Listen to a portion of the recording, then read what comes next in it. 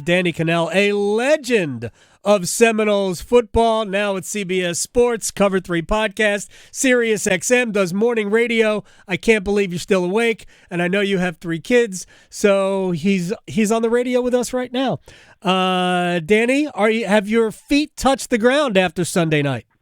No, not at all. I'm still walking around my house doing the tomahawk chop, just singing the war chant. Oh, don't do that. All over the place, man. I'm still on cloud 9. I was actually in Tallahassee on Tuesday night to speak to the Tallahassee Quarterback Club. Wow. And man, what a good day I picked, because it was the easiest talk I've ever given. Everybody was in great mood.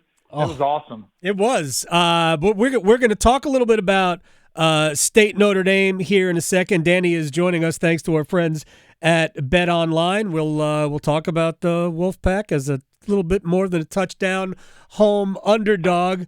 But I know how you have tried to carry the flag for the Atlantic Coast Conference in football for a long time. It was a lot easier, even though, because we can spin Duke Clemson as, hey, Duke's good. I think Duke is. But it was certainly a good weekend, especially when you couple the FSU game with North Carolina's win over South Carolina.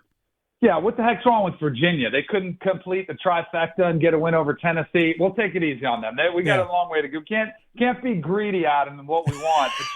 But you're 100% right. It feels, it's kind of been a quiet story, and I think it is a story because the ACC has been battered so much and criticized for the lack of talent. And one thing that I've always heard is, well, you got to win those big games. You got to win those. Well, didn't we see that? 2 nationally televised games in prime time, with North Carolina coming up big, and it wasn't close. Right. The dominance with which they played. And again, Florida State, LSU, which wasn't close. We can't get that. And you know what else? Adam, that was refreshing? There were no duds. Because in the past, we've seen, Virginia Tech lose to Old Dominion. Mm-hmm. Instead, they beat them by 20 points. There's just a couple duds out there. Well, in Boston College did have a dud, but we'll just overlook that one. But you know what I mean? There'd be several of those, and you'd be like, oh, what happened? But no, the ACC handled their business, and I thought it was a good weekend.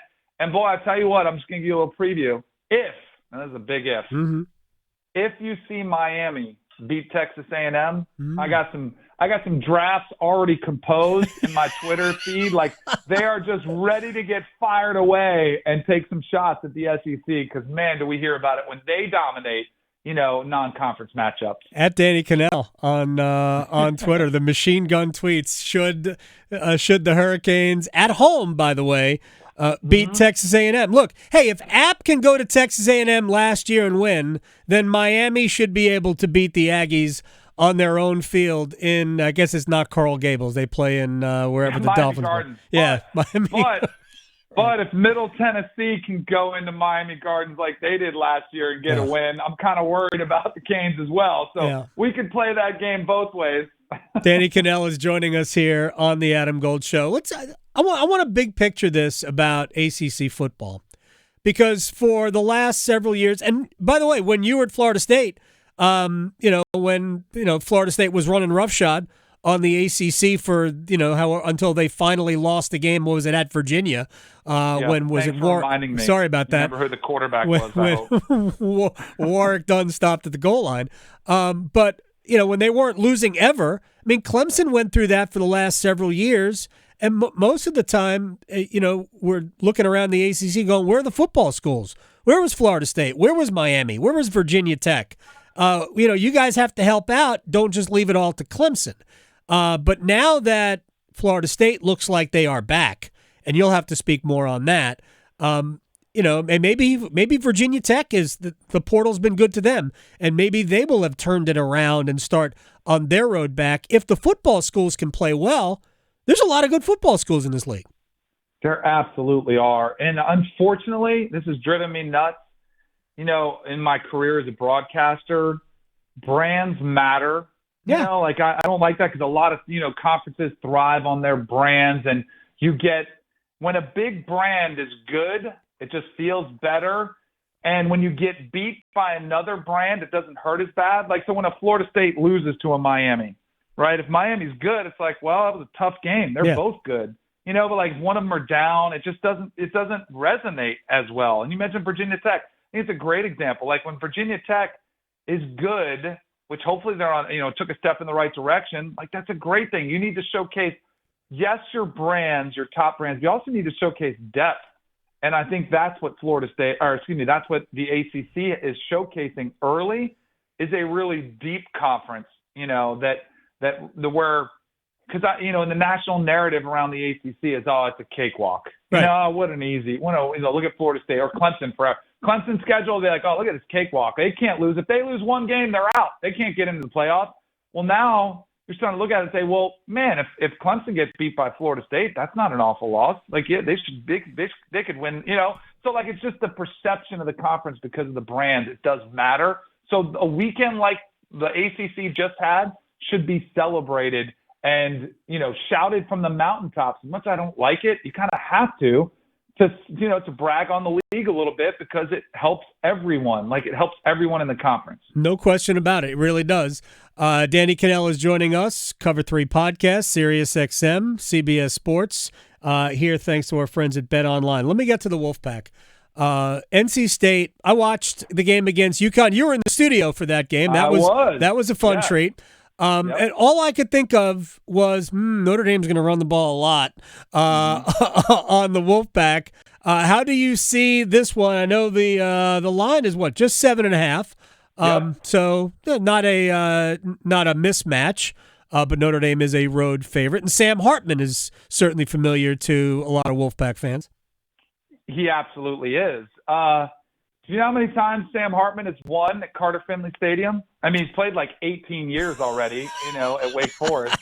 But he has not won yet, and he has not fared well. So, like, that is I love this game. I think it's awesome. I think it's a fun game. That 7.5, I would take the Wolfpack with the points for an official pick. I also like the under, which is something I don't know. It's 51, which is a little bit lower scoring. Yeah. That was probably the surprise to me watching NC State UConn. Was one of the biggest offseason hires, I think, in the country was Robert Anae, hired as the offensive coordinator for Dave Doran, reuniting with Brennan Armstrong. I'm sure a story you guys have been all over. Yep. But like when they were together at Virginia, he threw for 400 yards a game. And they were like, oh man, this is going to be fun to watch. They're going to open it up. And we didn't see Brennan Armstrong lighten it up in the passing game. He was lighting it up on the ground. Like he led the team in rushing. And they're like, where did this come from? Right. It was a little bit clunky. I think that's normal. I think the one thing I love about Brennan Armstrong is he did whatever it took to win. And I think that's probably the best testament you could play to a quarterback is like he got some gritty yards, ran over a dude in the end zone. Here's what I love. It's a pretty good test for NC State. They passed it. Notre Dame's had two really – it's not a slight to Navy, but I don't think Navy's going to be very good this year. I agree. Then they came out against Tennessee State, an FCS opponent, blew them out. They're all of a sudden, they're going to get tested on the road. Carter Finley is a tough place to play, and Dave Doran has he's a defensive-minded coach who knows how to prep his team. They're physical. I think they'll do better because I clearly think Notre Dame is going to try to run the football. But, that's why I like the under. But in a lower-scoring game, I do think NC State can keep it within that touchdown.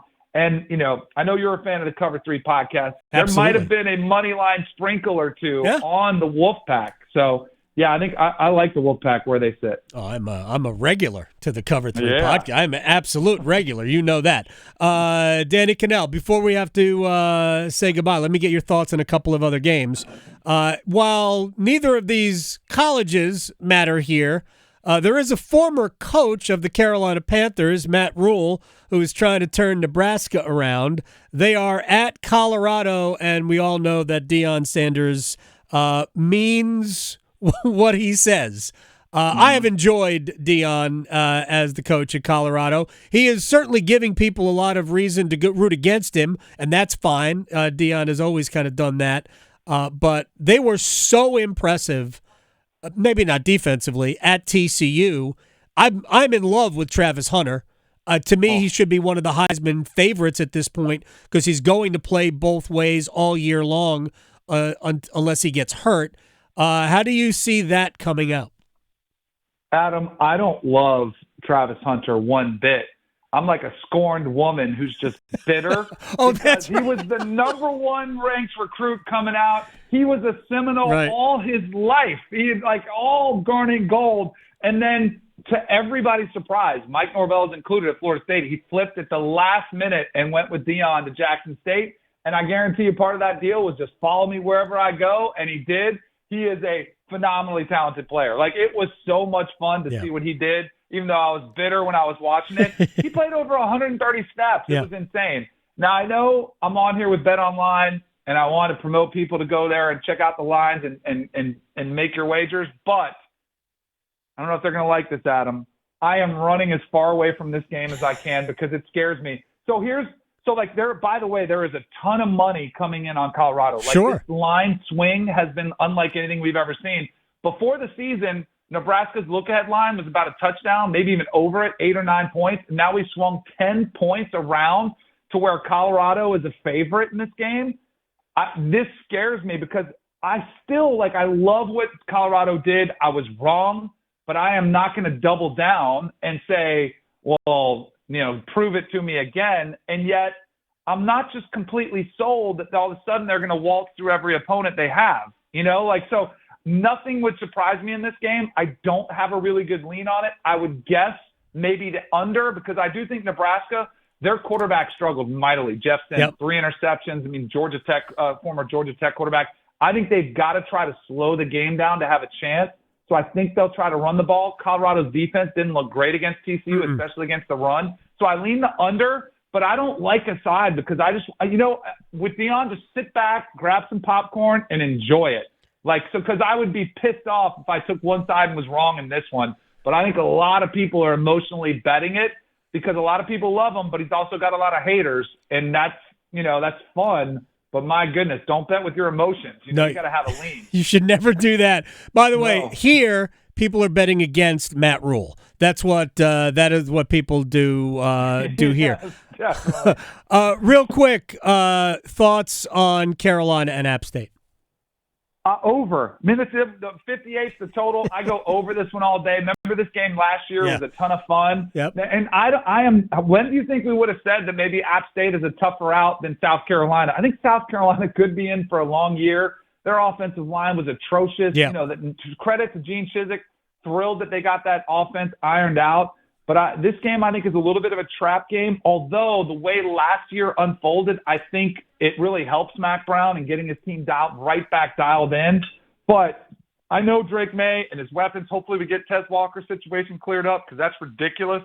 And I know you've talked a lot about that. Mm-hmm. But I think it'll be another higher scoring affair. I really think UNC will put up the points that we expect to see, and I think App State will too. I like North Carolina to win, but I think it'll be a higher scoring affair once again. But it won't quite be 63-61 like we saw. You won't see 125 or whatever it was last year. But yeah, I think it'll go over the total. Danny Cannell.